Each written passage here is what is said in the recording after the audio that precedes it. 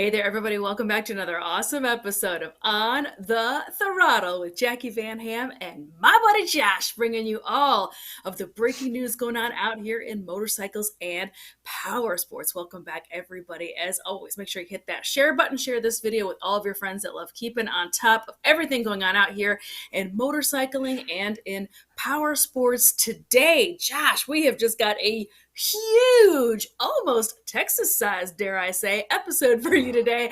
That's right. I'm talking about a couple of stories coming out of the great state of Texas, and they are huge. Everything's bigger in Texas, right, Josh? And my second story for today, what would you buy if you had $100,000 laying around? Josh, what do you got going on in your neck of the woods?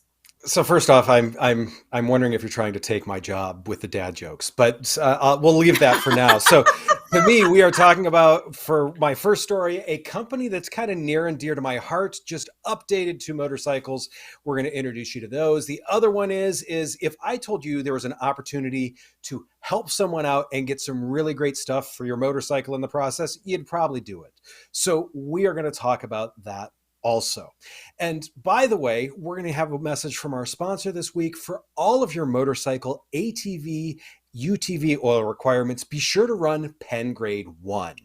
The unique base oil cut utilized in the original green oil and the enhanced levels of anti-wear additives provide strong protection while reducing internal friction for increased horsepower output under the most demanding conditions. Pen Grade 1 is proud to be made in the USA. It's made right here. That being said, Jackie, let's talk big stuff. So let's hear about Texas. Well, unless you've been hiding under a rock, you must have realized that it seems like everything in motorcycling going on this past week has been going on in Texas. That's right, friends. There has been several huge events going on this past week in Texas, including the very first slide coming up is a great custom bike show. It's called the Handbuilt Show. That took place this weekend in beautiful Austin, Texas. And it is a weekend of everything motorcycles because it also was the weekend for the America round for MotoGP at Circuit of the Americas. And woo! Was it a doozy? It did not disappoint. We're only into our third race of the season, and it has already been up for grabs all over the place over in MotoGP land with lots of shockers, lots of crashes, lots of stories going on over there, and it is just the beginning of their season. So this weekend at MotoGP out down there in COTA in Austin, Texas, as promised, it was a doozy. If you did not miss it, spoiler alert coming your way. We are going to be discussing the results of that great race, but either way, you should still be clicking on over to the YouTubes or MotoGP.com and streaming that race for yourself because it was a handful. And Moto2 and Moto3 were just as exciting. So this is what went on this weekend down at Circuit of the Americas. Alex Rins wins at COTA in the third race for Honda, but Fonseca Bagnaia throws it away again. Again, like I promised, there's going to be some spoilers in here. While it was a great start for the Factory Ducati team, drama took place further back as Jorge Martin and Alex Marquez clashed, which resulted in crashes for both riders. Side note, there was some sort of weird story where Alex Marquez ended up with food poisoning and actually threw up in his helmet prior to the crash. That's what he blames for one of the crashes of the weekend. And there was all sorts of other bumping and grinding going on. I think all in all, like 7 or 8 racers ended up crashing out. That includes Jack Miller, who was doing super, super well. He ended up like leading this impressive charge from, I think, the 10th spot. He ended up at one point up to the 3rd spot before he crashed out. Again, Bagnaia ended up crashing out, I believe. There was just tons of bumping and grinding going on. Like I said, make sure you go click over and go check it out. But Alex Rins ended up winning this race. The reason why I wanted to give him a little bit of love as well is because he had just a brilliant race, honestly, start to finish. But this is a first win for the folks over at Honda in 5 years since they've been on the top of the box. So kudos to the team. Kudos to the racer as well. Really incredible racing going on. The second part of the story that I wanted to talk about, and Josh, if you remember in the Wayback Machine of 365 days ago, I brought up this exact same story, and it doesn't sound like very much has changed. And the story is this. Circuit of the Americas is the only round currently in the United States. It is the America round. However, the racers have been complaining for the last several years of the quality of the track, which is really Yep. strange, seeing as it is a stunning facility. It is spare no expense. We also host a Formula One race at that track. That is the level that that track is at. However, because of all the car racing going on with it, it has really rutted out the actual track itself. The slide on your screen right now, you can even see the waves in that track. And several of the crashes that took place this weekend for MotoGP were real head scratchers and were like one-man incidents. It wasn't like they bumped into each other. The Jack Miller incident, I even believe, was in the middle of a corner, and he was saying that he ended up hitting one of these waves that's in the track surface. So my next question going forward, and this has already been pinging around the internet a little bit, is how much longer is this MotoGP round going to be happening at Circuit of the Americas if this track remains in such shaky and bumpy conditions? So we're all going to have to wait and see. On top of last year's complaints, they did make repairs. The repairs did not stick because this track is literally sitting on top of a bog. It floods all the time, which leads to this incredibly damaged surface on top of all the cars being there and the extreme heat. So we're all going to have to wait and see what happens as far as COTA remaining on the schedule going forward. The other bit of rumor that is floating around is because this race is not as highly attended as their other races. It is a huge race here in the US, but it is nothing compared to the rest of the global circuit. They are considering tacking this race onto another large event, including possibly Formula One or Supercross. That's what's going on over in the world of MotoGP here in the Americas. It's all just rumors. We're all going to have to wait and see. You know, the minute I have that story, I'm going to be bringing it to you here on the program, so you're all going to have to stay tuned. And my last little bit of Texas-sized news for this weekend, and it's a little bit of like a doubleheader from a story I talked about in the last couple of weeks. The folks over at Volcon, which is an Austin, Texas-based company, managed to snag a new distributor down in South America based out of Brazil, but they will be going forward into a handful of other South American countries to the tune of $12 million hairs. So the folks over Volcon are bringing in the cash, looking forward to selling that bike in South America. That is what's been going on this past week for the folks down in Texas with my first Texas-sized story for today's show. Josh, what do you think about everything going on in Texas? To me, it's funny because I was reading like late last week that they were still complaining about the surface on the track. And when you see that many guys chucking it at the scenery, there is an issue. They talk about it as a safety issue, and that's what it ends up being. And it's, to me, if they can't fix it, they're going to need to find another venue. And I mean, that's really all that it's going to come down to. And it's unfortunate because the motorcycles, just, you can't upset these things the way you can a car. A car can handle the bumps a little bit different, a little bit better. And it's just, it's a shame. It really is. And I hope they can do something about it. And that's the only thing I guess I would say is Honda has had a good history here. And maybe it's because they pull experience from their Supercross days. That is the best thing that I can tell you about that track and that bike. Yeah. So they're doing very well down there. Like I said, I think that Honda statistic is correct, where it's been a couple of years since they have been on the top of the box. So that's all good news. But yeah, you nailed it right on the head. Cars can handle these sorts of ripples and things way, way, way better than motorcycles can. So we're all gonna have to wait and see if they fix that track. The irony is they ended up moving to Circuit of the Americas because the racers all complained about the quality of the track at Indianapolis. That's that, and I can see why there too. I can see why there too, because that's it's the same issue for different reason. But yeah, I can see it there too. Yeah, for sure. All right, well, that's what's going on for my first story for today. Josh, what you got going on for your first story? So speaking of Texas, Aprilia, they decided now's a good time to release the RSV4 Factory and the Tuono V4 Factory. So these are the factory monikered bikes.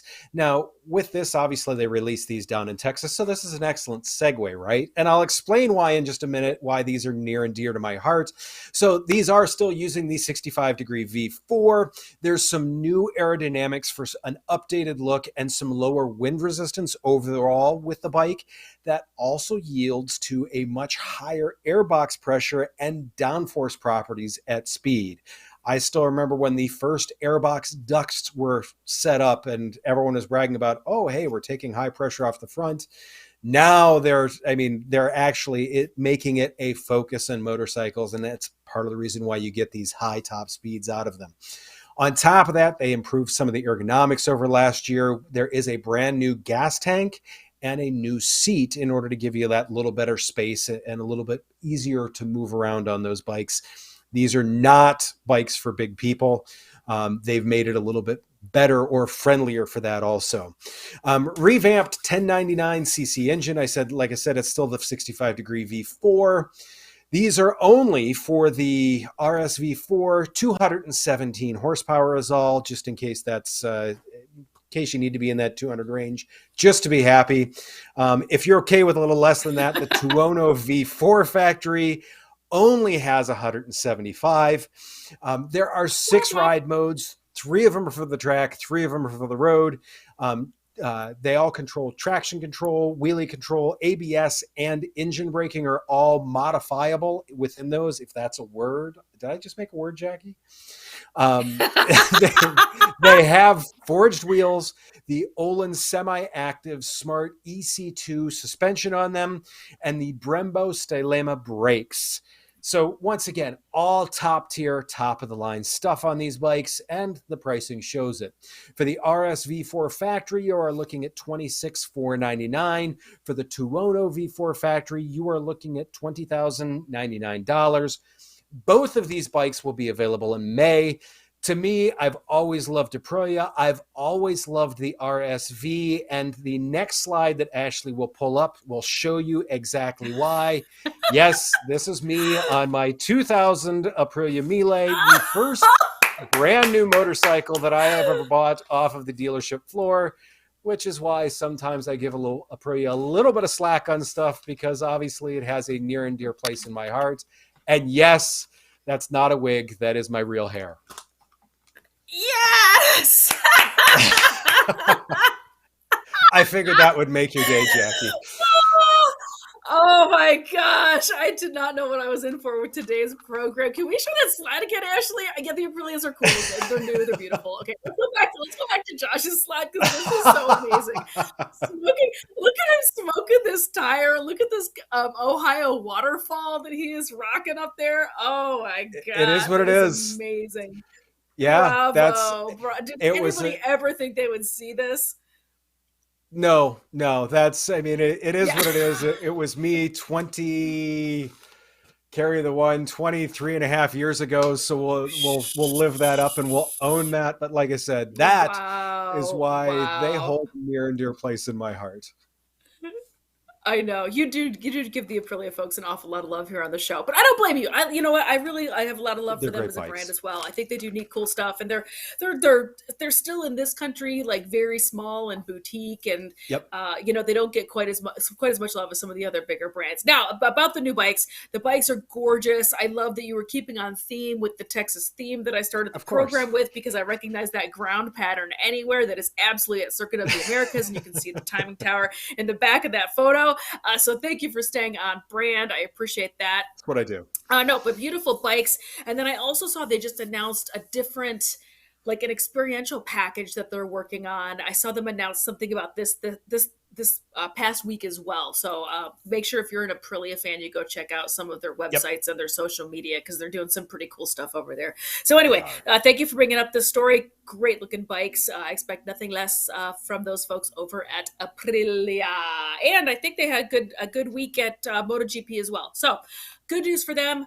Now, my second story for today, what would you be buying, Josh, if you had $120,000 laying around? Well, the folks at Curtis Motorcycle have got the answer. That's right. Beep, beep, beep, beep, beep, beep. A little bit of breaking news for us over here at the program, because Curtis Motorcycles have just dropped one of their brand new bikes. If you are not aware, Curtis Motorcycles is another one of those legacy brands that have had the paddles put to it again by a company that is bringing back that name and this branding. Curtis has been around, or Curtis has not been around. Let me start that all over again. Curtis was founded in the early 1900s. It went away a long time ago, and an American company has gone ahead and bought that name and are bringing this legacy brand back to life with a couple of different variations on the e-bike theme. And as I said at the beginning of my story, they are to the tune, the chump change of $120,000. Let's jump into why these motorcycles cost $120,000. These beautiful bikes for the folks over at Curtis. So first things first, like I said, this is a luxury brand. Obviously, you can see right on the screen right now, tons of like bespoke, very steampunk, lots of styling, that great big huge red thing. There's no other nice way to say it. At the bottom of this bike is going to, of course, be the battery. Let's go ahead and jump on into it. This brand also is an American brand. They are based out of Leeds, Alabama, which is also the home to the Barber Museum. Another really beautiful thing that should be on your list to go check out. A luxury electric motoring brand focused on building the best and finest handcrafted motorcycles in the world, today announced the One, its debut flagship product designed to offer the world's most desirable two-wheeled experience and usher in a new age of luxury motoring. The One changes the way motorcycles ride, look, and feel, offering both new and experienced riders perfect balance, ideal proportion, and hyper luxury hassle-free control. In addition, Curtis today announced it has received a notice of allowance for its patented axis-centered design operating system, which now, for the first time ever, makes the motorcycle entirely and completely symmetrical, offering riders a balanced, easy, and smooth ride. The perfectly centered design will be used in the One. Now let's go check out their website a little bit, where they've got a little bit more press release going on over there. The One reimagines luxury motoring as easy, safe, and accessible. The One life, one bike, in quotes, Curtis philosophy means that the One is designed and handcrafted to last forever, which they consider true sustainability, giving you an heirloom quality machine to hand down from one generation to the next. In fact, with a fully modular battery power pack, the One can be upgraded over time. The first battery refresh is included in that price tag. Woo, what a bargain for $120,000, resulting in a better machine over generations of ownership. Taking tech inspiration from the founder, Glenn H. Curtis, the One is packed with superior innovation, reimagining the motorcycle itself from the inside out. Future-proof, infinitely upgradable battery electric technology, sustainable, best and finest quality, and endlessly adjustable for every type of pilot. Now, this is where I thought it was kind of interesting, and I thought they did do some interesting, cool things here. Never before has a motorcycle been created that allows its owner to tailor the geometry, scale, and ergonomics of their motorcycle to their unique desire. The One features multi-link front and rear suspension with multiple adjustments for trail and ride height. This means that you can fine-tune your machine to your exacting specs. Further, in-depth handlebar fine-tuning and over 20 plus foot peg mount locations means that you can adjust your ride to your mood. So some really interesting technology going on in there. They do consider themselves to be like the front runners of this kind of tech. They're beautiful. I'm going to give them a high five on some design. Would I call it the first? I don't know. The folks over at Arch Motorcycles might have a bone to pick with that. They'll offer a bespoke bike that also is playing around in the $100,000 category. And you can have that bike also, same as this, really fitted to you when you order the bike. You can tell them, like how big or how small you are, or how big or how small you want it. And they're basically building it to your specs. For $120,000, I kind of do expect that type of service, but it is a beautiful bike. It's exciting to see a new player out here in the e-bike space. These are made here in the US, and high fives to the folks over at Curtis. Like I said, very, very bespoke, very cool. I love this also very steampunk type vibe going on with these machines. Josh, what do you think about the One from Curtis? I mean, to me, there's some cool engineering to it. I mean, obviously, everything on that bike is either hand laid carbon fiber or CNC machine. So, I mean, to me, that obviously affords them a lot of adjustability, a lot of things like that. And the beauty, and I mean, we've talked about it before. The beauty of electric bikes is you can put the weight wherever the heck you want to, and they've obviously got all the weight in the very bottom of it, which to me makes it so you can make something that's more cruiser oriented, handle like it's much lighter than it is, feel much lighter than it is, everything like that. On the flip side of that, at $120,000, I would rather have 17 new DRZs and one used DRZ for that same $120,000. It's not. It's. I think they're onto something good here, and I think they will find an audience for it. I am not it, but I think they've got something good. Oh, yeah. Yeah, definitely. I mean, whenever we always talk about these super, super high-end premium bikes, they're not making, millions of these things. They're making these by the dozens. This is for a very particular collector. This is for a very particular client. I get it. And I do think it's really fascinating. The reason why I wanted to talk about it is because e-bike's so hot right now. E-bike's so hot for the last several years. But I have not seen a true premium luxury version of e-moto happening yet. We're seeing an awful lot of folks playing around in the e-bike space in like the $3,000 to $4,000 space. We're seeing more folks entering the e-moto space, which is like 8, 9, 10 to 15,000. And then the premium e-moto like Energica and a handful of other players that are in the $35,000 space, but I have not seen a true luxury machine. So they are first out of the gate with this product. So we'll see how it goes, but it's always interesting. I'm always here to bring you the newest breaking news out here on the program. That's what we do here at On the Throttle here at MPN. And as always, you can see more backstories, more in-depth stories and coverage over on our website. Did you know we have got an awesome website and blogs and all sorts of cool stuff going on at motorcyclepowersportsnews.com. Make sure you go check it out. Josh, what do you got going on for your next story? So for my last story, there is something here that I just wanted to bring up because the community is one of the things that I love about whether it be motorcycling, UTVs, jet skis, anything power sports. The community aspect to it is amazing. And to me, one of the things is we have the opportunity here to help someone out in the community and get cool stuff in the process. So for 30 years, Wolfman Luggage has been, really a key in the ADV community, the adventure community. It's a husband, wife, and son business that have long been innovators with unique and universal, like they came up with a universal type mounting system so that way you can have top bag if you want, side bag if you want. Lisa, who is known as Mrs. Wolfman, has recently been diagnosed with 3 brain tumors, one of which is behind her eye. This leads to, obviously, especially as a smaller business, to some unforeseen expenses and some time and all that. And to me, what I absolutely loved about this too is there's a lot of people that just go straight to the GoFundMe and they said, you know what? We're just going to put a lot of stuff on sale. And that's one of the reasons why I wanted to put the message out there and make sure that we all do support them in this. They are having a sale on all their WP, which stands for welded products, whether it be their saddlebags that you can see in the next slide that we'll have here. The saddlebags, it is the Rocky Mountain Expedition saddlebags. It's just the side bags I'm talking about here. Those typically go for $579 on their website.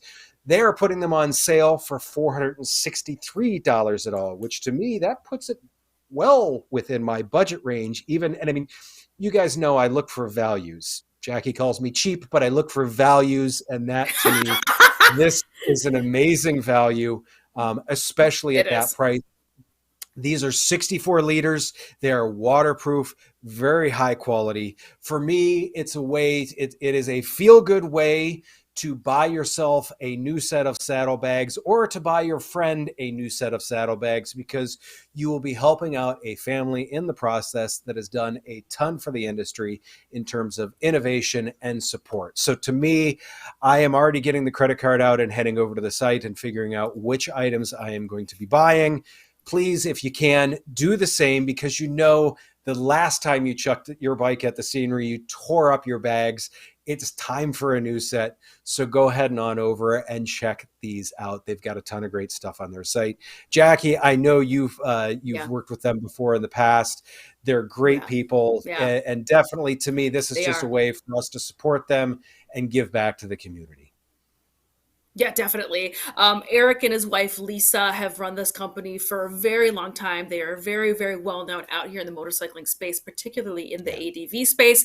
They make beautiful stuff. I am a huge for advocate sure. of dry bags. So all of their products really speak to me because, Yep. I mean, how many times do you have to ruin a phone, a charger, a laptop, whatever, while you're traveling because you get caught in the rain, like I do every single time I get my bike out, it seems like. So I do have several sets of bags from them. So big hugs to Eric, Lisa, and their family. I will definitely be heading over to Yes, their website, which, by the way, is wolfmanluggage.com, and so should you. for So sure. thank you so much for bringing that to our attention, Josh. A good company that is needs a little bit of help from the motorcycling family right now, and I am more than happy to step up, and I know that you are too. So Yep. we will leave you with that. Thank you so much for tuning in, everybody. Make sure you take a second, share this video with your friends that love hearing about awesome things going on out here in motorcycling and power sports. Have a great week, and we will see you next week, everybody.